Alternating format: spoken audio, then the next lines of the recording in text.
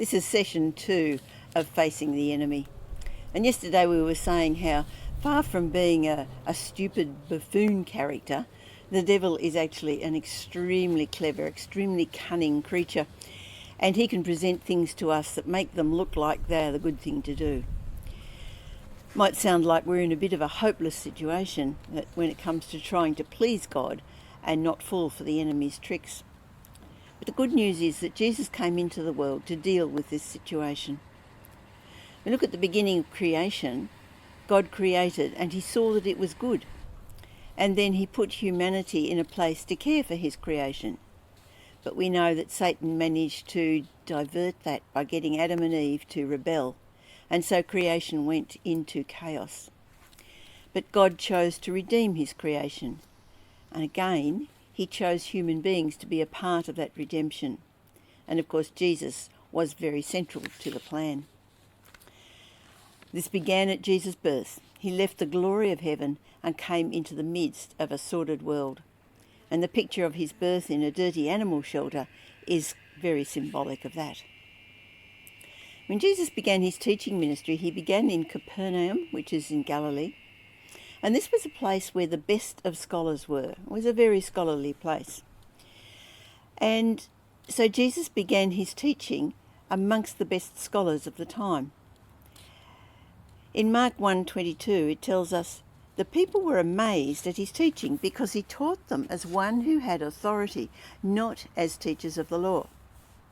So here were the people who were used to hearing the best teaching that was around, but somehow Jesus' teaching stood out. They're saying it's like he teaches with authority, not just from what he's learned from books. And of course he did teach with authority because he is the very living word of God, and he was teaching about the God he intimately knew because he is God. It's his first teaching gig, and his teaching had real bite, so much so that a man with an evil spirit cried out, "What do you want with us, Jesus of Nazareth? Have you come to destroy us? I know who you are, the Holy One of God."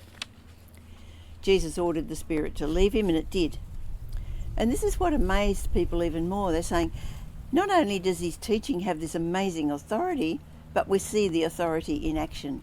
He can tell an evil spirit to go, and it goes. Jesus had come into this world. He'd come to take it back from the evil one. Take back what rightly belonged to God, and the battle was on from the very beginning.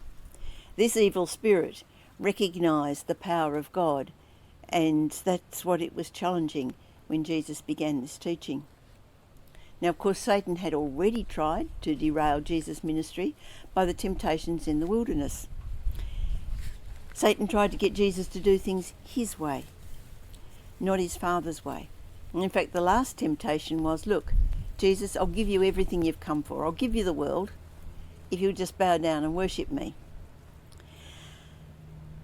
This would have avoided the cross. Jesus would have got what he'd come for. But of course, it must have been a very, very tempting idea to avoid the cross. But he knew that the only way was complete obedience to the Father, and that complete obedience included the cross. If there hadn't been the cross, then evil would not have been overcome. So take heart.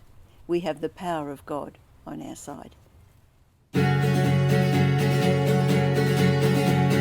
not, for